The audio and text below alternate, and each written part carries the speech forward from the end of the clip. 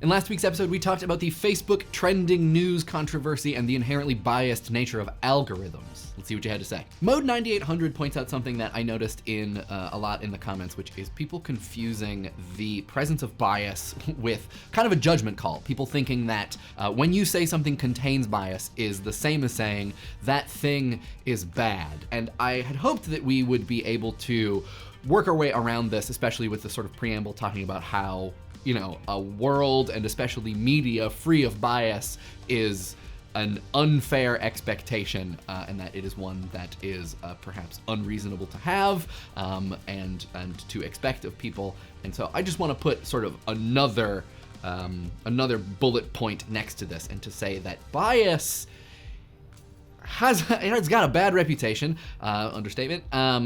It's not a bad thing.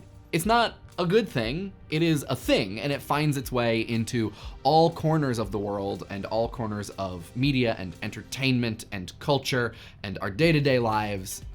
And I think that there is this sentiment that's really important to have, and one that Mode 9800 sort of gets at, which is that the best thing we can do is understand it, because we're never gonna get away from it. And if we think of everything that contains bias as being bad, there won't be that many good things left. Period.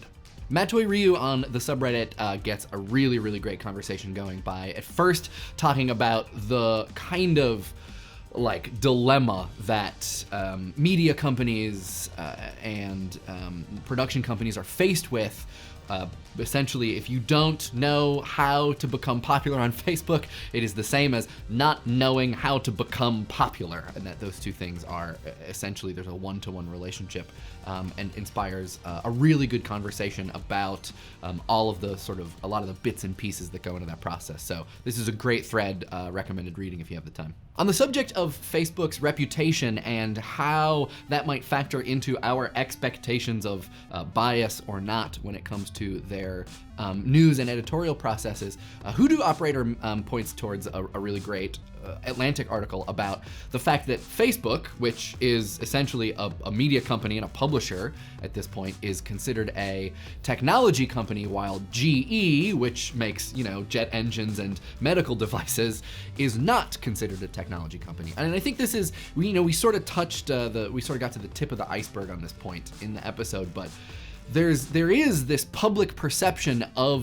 Facebook that I think is largely rooted in what it was 10 years ago. And it's a really weird, like, almost ship of Theseus problem. It's like we're rebuilding Facebook sort of mandate by mandate. You know, you take out one mandate and replace it with another, and at the end you don't have, you know, the same ship made of different parts. You have, you know, a completely different ship at this point. But for whatever reason, that memory of what Facebook is looms large, even though it now has new responsibilities, new goals, new ways of interacting with its audience. And so that, I think, factors really heavily into how it is appraised as a news source, which is to say that it is not appraised as one. Atario makes a really good point that there is two different kinds of trending, and this is something I think I could have been a little bit more clear about. So trending is something that is just simply something that a lot of people are talking about. And so that's where you get stuff like the weather and lunch. But then trending is also something that has a relatively sharp increase in popularity over a short amount of time. And so that its overall saturation might be low, but if it goes from basically nothing to, you know, medium high in a very short amount of time, that is also something that's trending, even though it might not be, you know, as numerically popular as, say, lunch or like the Olympics. So yeah, that could have been a little bit more clear of a distinction.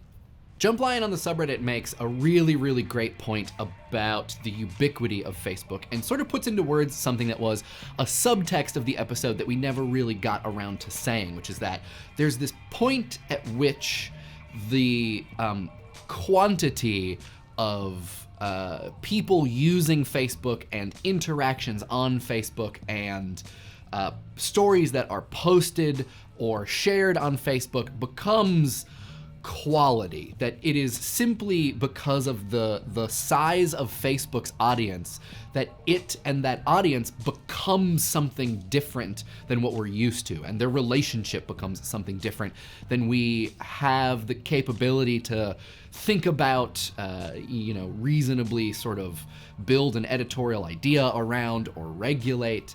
And I think that this is a kind of unsung part of this problem, that maybe we just at this point don't know how to deal with it. And Jumplion goes one step further and says that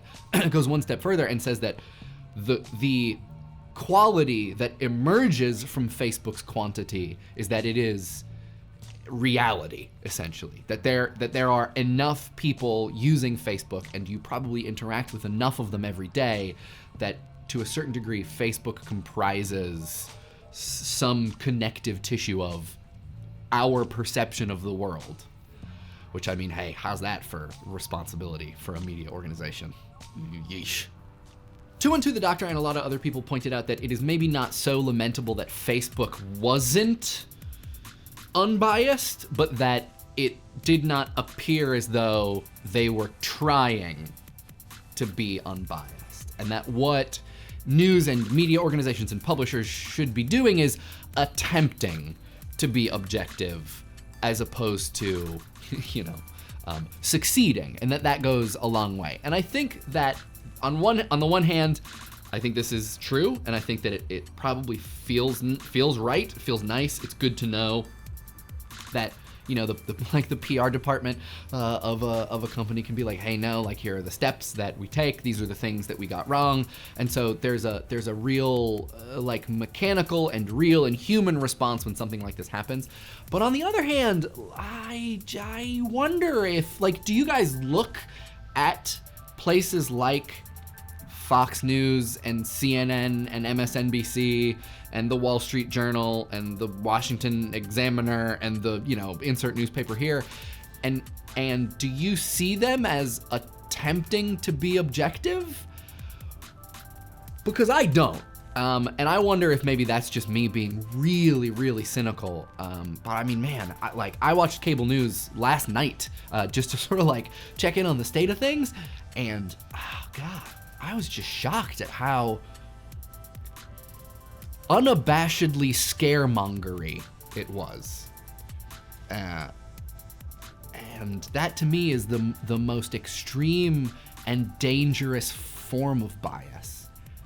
But maybe my experience is different from yours, and I would love to know what your experience is. PauLtus B, this is very related to what we were just talking about, and I think also a great question that has like 3 or 4 almost mutually exclusive answers. Since you talked about news media having the capability of giving certain things more exposure, that's the thing that I'm gonna sort of focus on. I think, from my perspective, you watch a publisher operate and make the decisions that they have, make the decisions that they feel they have to make. A lot of times those decisions are inspired by, wanting to continue paying the people who work for them money so that those people can eat and live. Needing to be profitable, and needing to be able to capture a certain number of eyeballs so that they can continue doing the things that they are doing. And I think so in one sense, you can say that the existence of editorial systems within a capitalist structure, yeah, that's right, we're going there, sort of make what might seem otherwise like untoward editorial decisions immoral, moral, because it requires it requires editors to make decisions that sustain the business. On its face, I think that there is really a certain amount of public trust and even public interest, like, we were just talking about scaremongering and public safety, that also is involved here, and that there are things that the news media does that really are not in the public's best interest, but are in their best interest in gaining eyeballs. And that is where it gets very, very complicated to decide what is and is not morally wrong. Because I think also a lot of people would look at things that I would say are dangerous or irresponsible, and they would say, no, that's the information that we need the most. This is, I think, where you start to get into the importance of clear editorial guidelines for publishers, because you get to then judge them on their own terms. And you get to decide whether or not those terms are ones that you find generally acceptable. And if you don't, you get to say like, well, they are not a group of people who treat media or the world the way I think it should be treated. And so, you know, I can write them off unilaterally. You know, if you are interested in that kind of process. But yeah, I think this is a great question and one that has a lot of answers. Sithe Ncube, whose name I'm sure I'm butchering it, so I apologize, points to a really great article about the bias of algorithms, a beauty contest where a robotic judge chooses only white winners, which, I mean, you know, if you need any further proof, there it is.